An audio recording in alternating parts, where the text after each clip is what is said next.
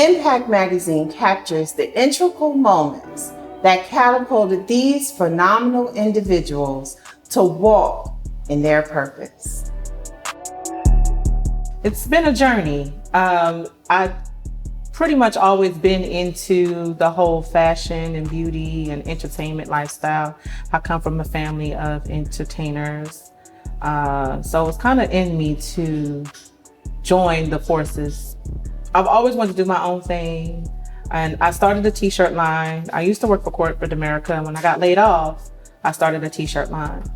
And that t-shirt line was called Style or Die. And it took off like that. Like, it was just like, I didn't expect it to take off so fast and so quickly. So when I started in Trenton, New Jersey, I basically, like I said, I started that whole t-shirt line. The t-shirt line was basically a gateway for me to get into the fashion world. I reached out to a lot of different celebrities, a lot of Instagram reality stars, sent my t-shirt, marketed myself, and they reposted it. And by them reposting it, it gave me a little bit of a fan base. It increased my clientele. Hey, what's up, everybody? It's Dondria Nicole, and I've just been styled by Mo McKenzie. Yes. And from that, I reached out to some friends and I said, hey, I want to start styling. So I want to get into fashion styling, wardrobe styling. And one of my good friends, she hooked me up with a well-known, established celebrity wardrobe stylist based out of New Jersey and New York. And she gave me my first shot. And from that point on, it's just been like a whirlwind. Like, I've just been going. I done work with people like Keisha Cole. I done worked with Saya. I worked on Love and Hip Hop, ATL. I worked on Sisterhood of Hip Hop. I've worked on a lot of different, mainstream projects. And from that point, I moved to Atlanta. And the reason I moved to Atlanta, one, is because my father passed away.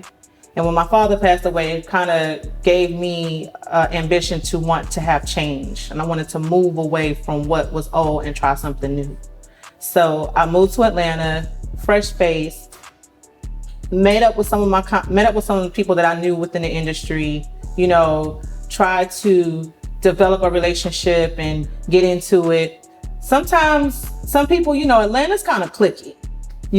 So it's not like what you know is who you know. And some people, they were willing to let me in, and some of them was like, nah, we don't really know you too much, so we don't know how that's gonna go. And it wasn't working out. So I just went back to what I knew and what I knew how to do best, because I'm a mother. So I have a household to support.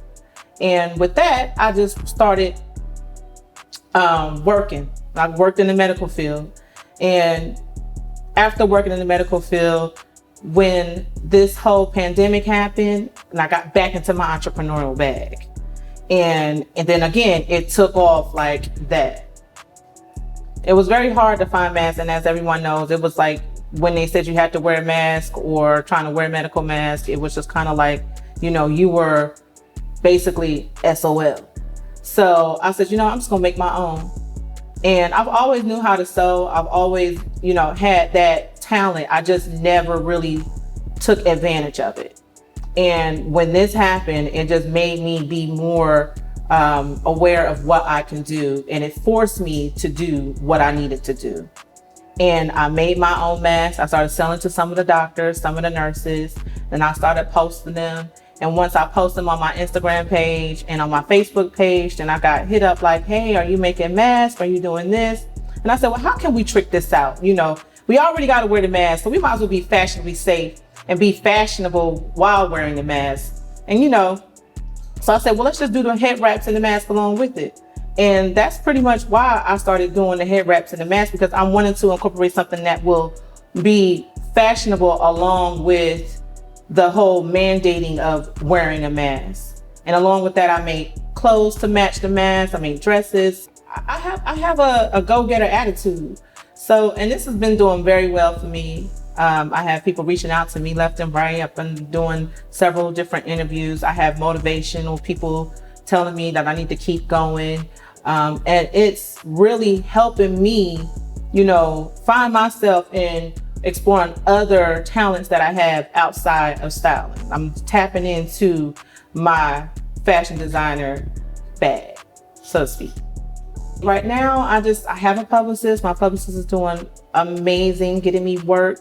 But I'm still gonna keep styling and designing. And that's really what my goal is, to really have a storefront. And I'm working on that right now. So that's really what I want to do.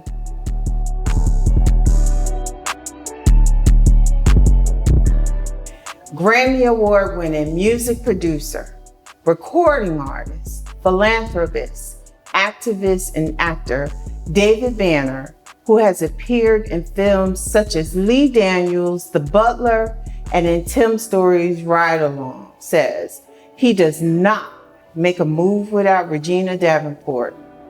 Let's find out why.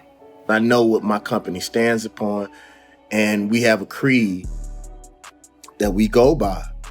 And so, like, I always tell people, you have to run it through Regina so that there can be a level of cohesiveness in my company. And what sense does it make for me to have a staff if I'm gonna what's a great word for it? If I am going to shadow everything that they do, and if Regina is running the day-to-day at a Banner Vision, she needs to know everything that's going on. That she's the glue to my company. So in order to be the glue, she has to stick to everything.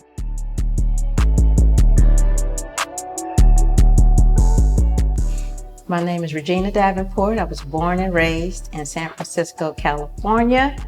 I was a single parent of 2 boys. My mid-20s, I decided that I wanted a better life for them. So I picked up and we moved to Atlanta. We'd never been here before. I had never been here before. May have had like $1,500. So I moved here in hopes of a better life.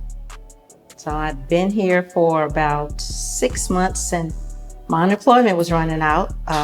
So I decided it was time for me to look for a job. And at that time, I submitted a resume to LaFace Records just because I used to watch their videos all the time on TV, right? So I submitted the resume, didn't think it was anything was gonna come of it. And about 2-3 days later, I got a call to come in for an interview. I was like, oh. Okay, so I went in for the interview. In California, I had been a receptionist, so that's the position I applied for at LaFace. So I went in for the interview and it went really well. And I'm like, okay, I'm probably gonna hear back from them. So I think probably that next day they called me and were like, well, when can you start? I'm like, whoa, I have a 4 and 6-year-old. So I had to figure out, like, can you give me like a week? And they're like, yeah. So I had to figure out daycare for my kids.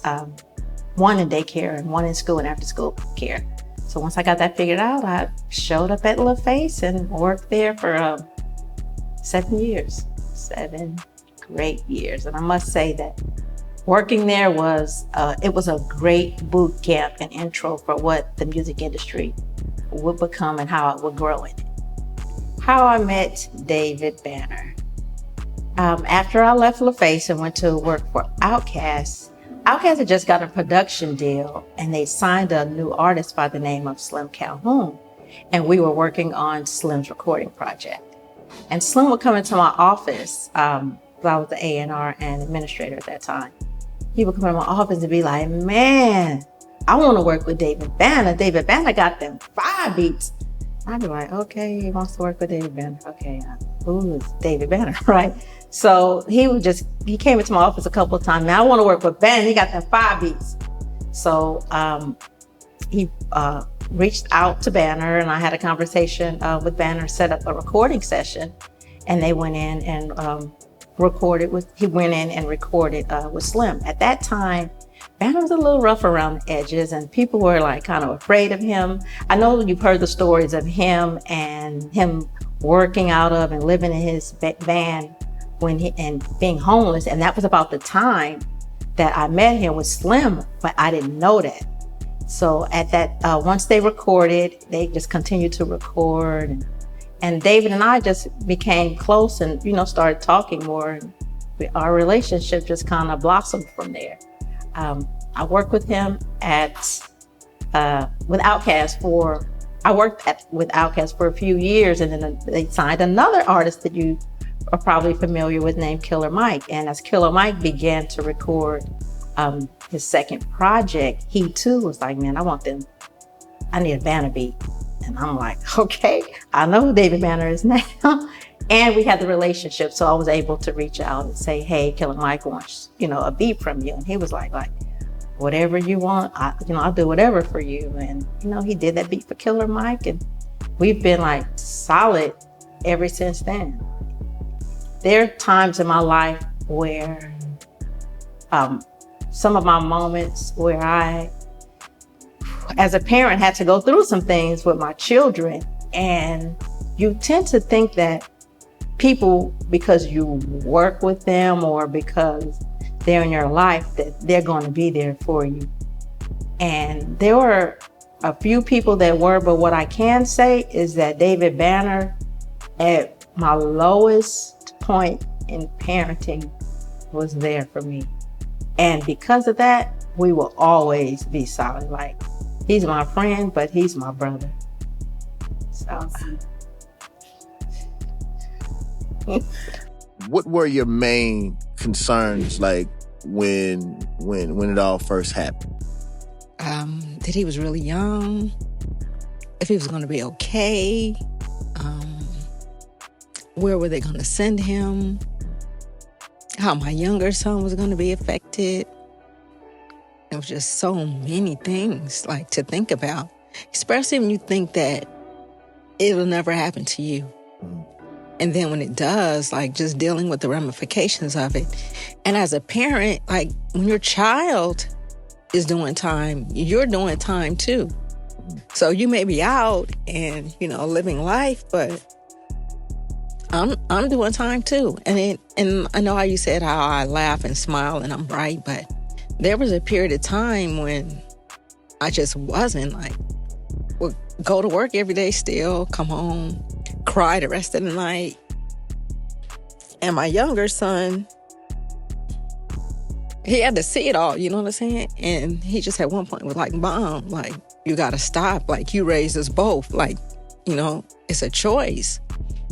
And so that kind of start, helping me to come out of it.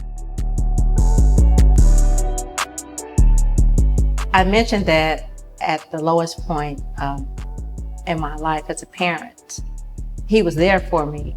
And because he was there for me and I expected others to be there, I knew that we would always be connected. And I think it's at that point we started building this legacy, even though we weren't working together regularly.